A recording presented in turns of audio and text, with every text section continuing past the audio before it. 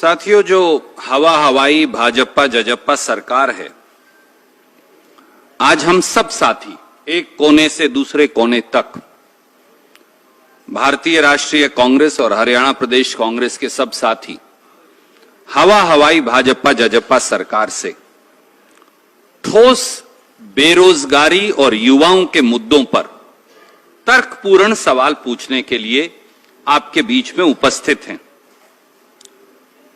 चार पहलू उसके हम आपके समक्ष रख रहे हैं। एक पहलू शैलजा जी ने उसकी शुरुआत की कि बेरोजगारी की हरियाणा में स्थिति क्या है, और उस बेरोजगारी का एक बड़ा पहलू है कॉमन एलिजिबिलिटी टेस्ट, जिसको हमने कॉमन एक्सप्लॉयटेशन टेस्ट की संज्ञा दी है। तीसरा पहलू है जिसकी व्याख्या किरण जी करेंगी,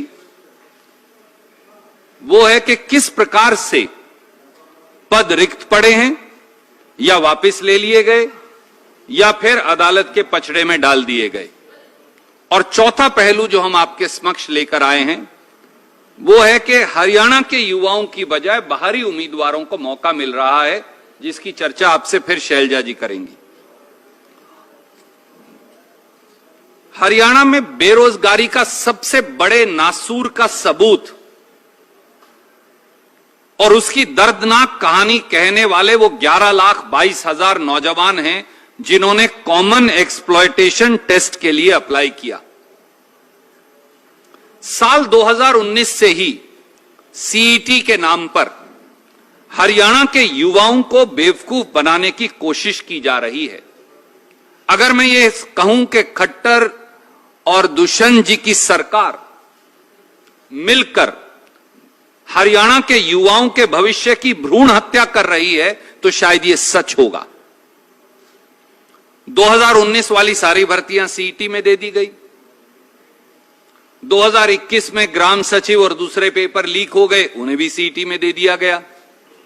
अब हम 2023 के मिड में हैं, जुलाई का महीना अब हम पहुंच गए, तो आधा साल फिर बीत गया।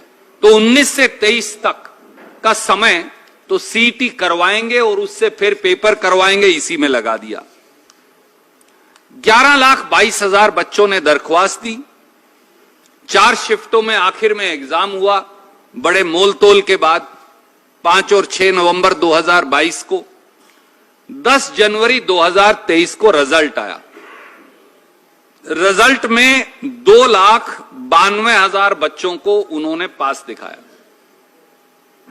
पब्लिक डोमेन में नहीं डाला, आखिर में फिर कोर्ट में गया और 29 जून 2023 को 2,92,000 से बढ़ाकर 3,59,000 बच्चों को पास दिखा दिया गया।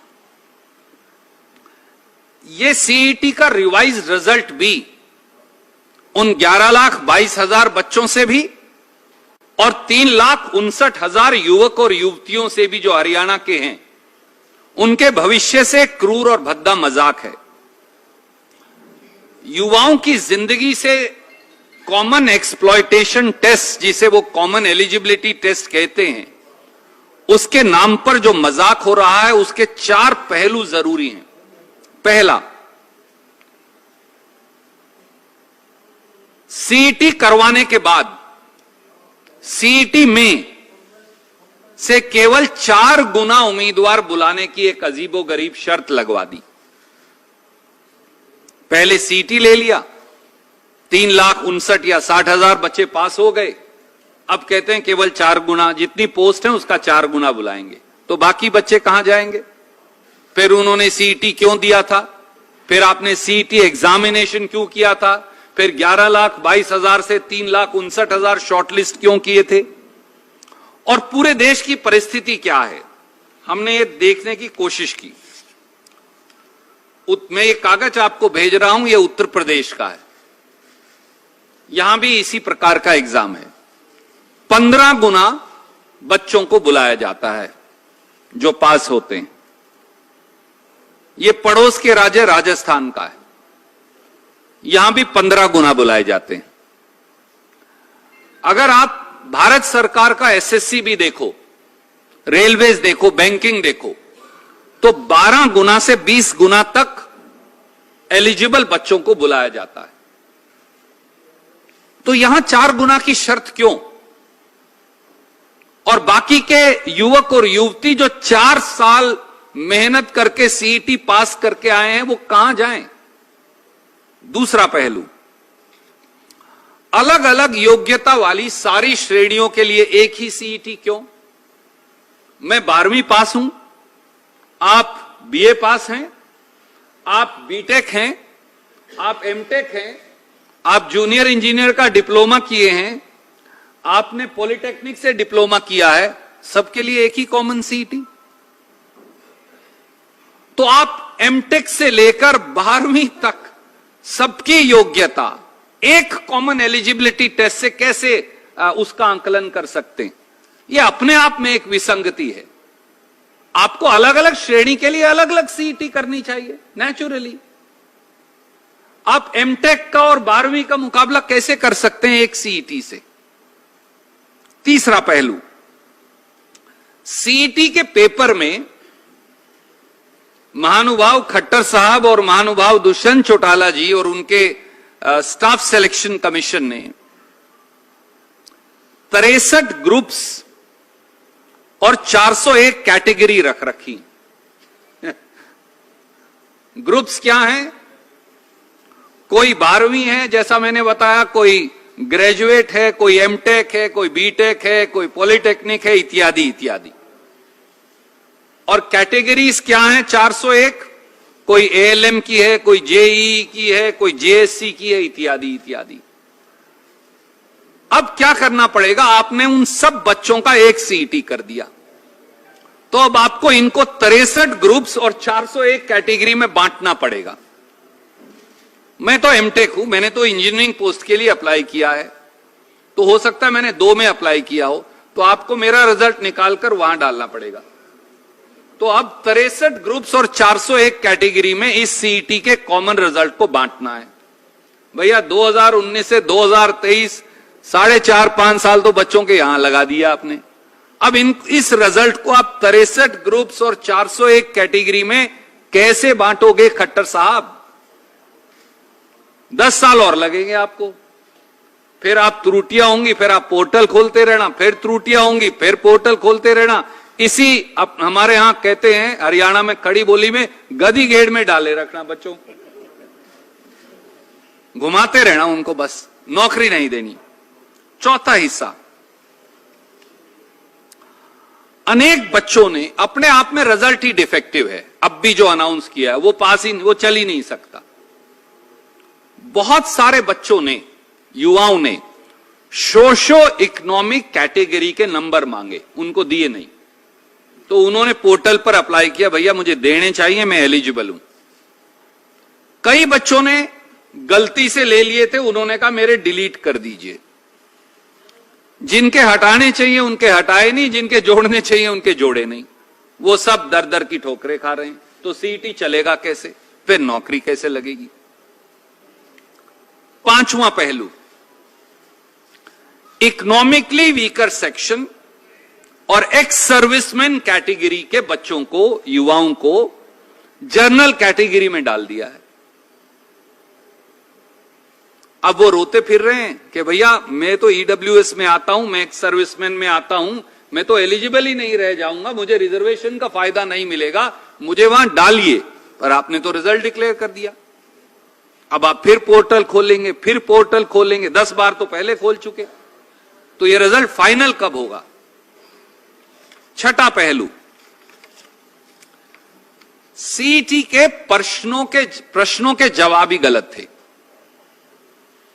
आपको यह मालूम है कि आंसर की रिलीज की जाती है एचपीएससी के द्वारा भी, एचएसएससी के द्वारा भी, और कोई विद्यार्थी, कोई भी उम्मीदवार जो है वो 100 रुपया प्रति प्रश्न, इतने पैसे लेते हैं, जमा कराओ तो फिर आंसर की पर ऑब्जेक्शन दो। अब वो कह रहे हैं हमने आंसर की के ऑब्जेक्शंस का कोई फैसला ही नहीं किया। तो साहब जब आप गलत सवालों के गलत जवाब पर सीईटी ले रहे हैं तो उसके रिजल्ट के मायने क्या हैं? और इसलिए मैं ज्यादा आपको, वैसे तो पूरा पेपर मेरे पास है, पर इतनी अकलमंद सरकार है भाजपा जजपा की, उसके 4 सवाल केवल आपको पढ़कर बताता हूं। क्वेश्चन नंबर 77 था सीईटी में, निम्नलिखित में से किस खिलाड़ी ने राष्ट्रमंडल खेल 2018 में कुश्ती में कांस्य पदक जीता? ए बबीता फोगाट, 2 गीतिका जाखड़, 3 विनेश फोगाट, 4 योगेश्वर दत्त, 5 उत्तर नहीं देना चाहते। अब ये पांचों ही गलत हैं क्योंकि सही जवाब साक्षी मलिक है। अब मुझे बताओ क्या ऐसी तैसी करवाएगा कोई इसमें, और कैसे इसका नतीजा आप निकालेंगे? भाई तुम्हारा एक ही सवाल, तुमने सारे सवाल ही गलत का जवाब ही गलत है तुम्हारे, पांचों के 5 का। तो सही जवाब साक्षी मलिक है, उन्होंने विनेश फोगाट को टिक किया हुआ है। तो मैं गलत सवाल का जवाब दूंगा, गलत जवाब तो नंबर मिलेंगे, नहीं तो मिलेंगे नहीं। इनका एक और देख लीजिए। सवाल नंबर 81 था, who was the first Indian to be appointed as first chief justice of the Punjab high court in 1913? Gopal Singh, Alok Singh, sir Chhotu Ram, doctor Swaroop Singh, not attempted. सही जवाब है सर शादीलाल, उनका नाम ही नहीं लिखा। बताओ भैया कैसे जवाब देगा बच्चा? अजीब आदमी हो आप।